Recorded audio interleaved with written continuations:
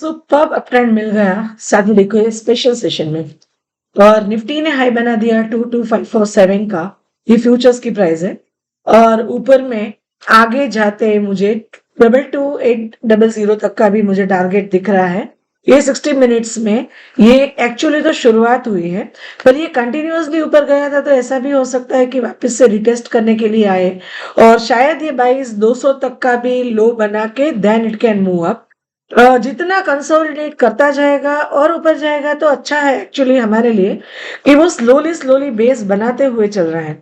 सो नीचे में अगर डिप मिलता है तो इट इज वेरी गुड, पर अगर मैं डेली चार्ट देखने जाऊं तो it is moving along the band. मुझे लग भी नहीं रहा है कि यहाँ पे डिप कुछ मिलेगा और डायरेक्टली यहाँ से, क्योंकि it is on the verge of opening the bands.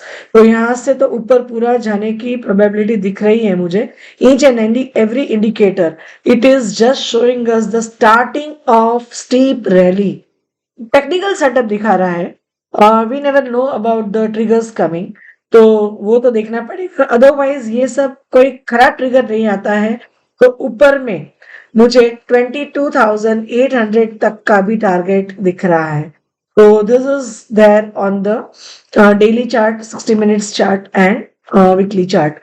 तो this is all about the Nifty. पर मेरे ध्यान में दो स्टॉक्स आए basically. One is Jio financial. Jio financial और second stock is Axis bank.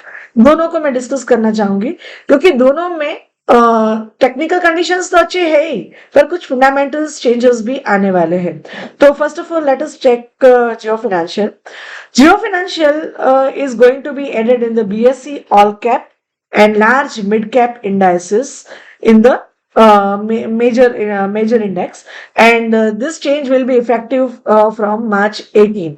तो अगर आप मार्च 18 तक भी ये स्टॉक रखते हो आपके पोर्टफोलियो में, then also it is going to give you a very good return.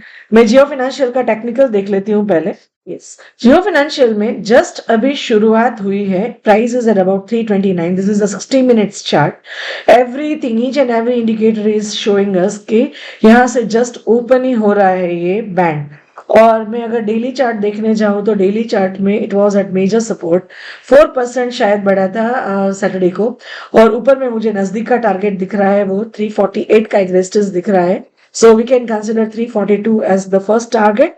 42 to 45 and 48 को क्रॉस होने के बाद 360 और 380 बहुत जल्द आएगा, क्योंकि each and every indicator is good as well as fundamental is also good. This is the weekly chart. Weekly chart में it is moving along the band. Each and everything is very good on the weekly chart और monthly chart तो अच्छा है ही। So everything is good. ये आप अपने portfolio में रख सकते हो। और सेकंड स्टॉक में जो बताने जा रही हूँ वो है एक्सिस बैंक। एक्सिस बैंक में पहले हम लोग उसका टेक्निकल देख लेते हैं, then I will discuss the fundamental. और एक्सिस बैंक में डेली चार्ट अगर मैं देखने जाऊं तो कितने दिनों से, मतलब ये पूरा कंसोलिडेशन स्टेज में ही था। एग्जैक्टली 200 डेज की एवरेज पे सपोर्ट लेने के बाद नया लो नहीं बनाया है। तो यहाँ से पूरा फिफ्थ वेव शुरू हो रहा है। आप देख सकते हो यहाँ से मार्केट में 5 वेव की साइकिल रहती है। First wave, second wave, third wave. This is the fourth wave which is a time retracement as well as price retracement. और यहाँ से फिफ्थ वेव शुरू होने की प्रोबेबिलिटी है। तो किसी को अगर लॉन्ग टर्म के लिए भी रखना है तो पहला टारगेट तो 1150 का आएगा और उसके ऊपर जाने के बाद तो ब्लू स्काई जोन में जाएगा। तो अच्छा स्टॉक पोर्टफोलियो के लिए है। और बहुत नीचे से हमको मिल रहा है। Stop loss will be around 1049 और 1045, और ये स्टॉप लॉस लगा के 1150, 1200, 1300 तक भी आप होल्ड कर सकते हो।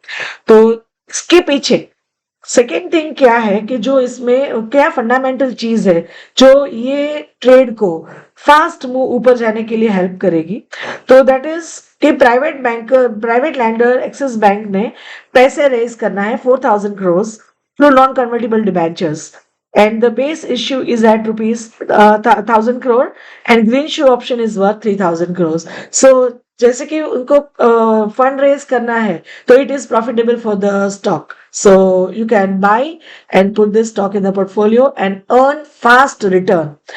कैसे लगते हैं मेरे स्टॉक्स मेरे कमेंट में ज़रूर बताइएगा मुझे। और ऐसे स्टॉक्स अगर आपको चाहिए तो मैं कंटिन्यूअसली देती रहूँगी, थोड़ा सिखाने का भी शुरुआत करने वाली हूँ और थोड़े मेरे स्कैनर्स भी बताऊँगी आपको। तो चैनल से जुड़े रहिए और अच्छे स्टॉक आइडियाज़ आप अपने हिसाब से बाय कर सकते हो। तो फाइनेंशियल एडवाइज़र को ज़रूर कॉन्टैक्ट करके then only take the decision, या तो टेक्निकल एनालिसिस का नॉलेज यूज़ करके take the decision. But this good to buy for a very short term. Thank you.